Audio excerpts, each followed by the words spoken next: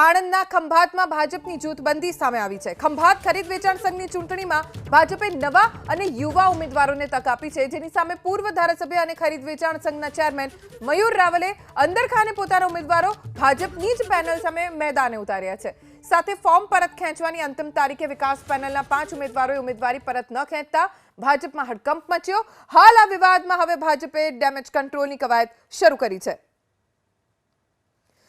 ખંભાત ભાજપમાં જૂથબંધી છે એ આ ઘટના પછી સામે આવી રહ્યું છે, કેમ કે ખંભાત ખરીદ વેચાણ સંઘની ચૂંટણી એમાં ભાજપે નવા ઉમેદવારોના નામ જાહેર કર્યા છે, તો એની સામે પૂર્વ ધારાસભ્ય અને ખરીદ વેચાણ સંઘના ચેરમેન મયુર રાવલે અંદરખાને પોતાના ઉમેદવારો પોતાના જ પક્ષની સામે ઊભા કરી દીધા છે।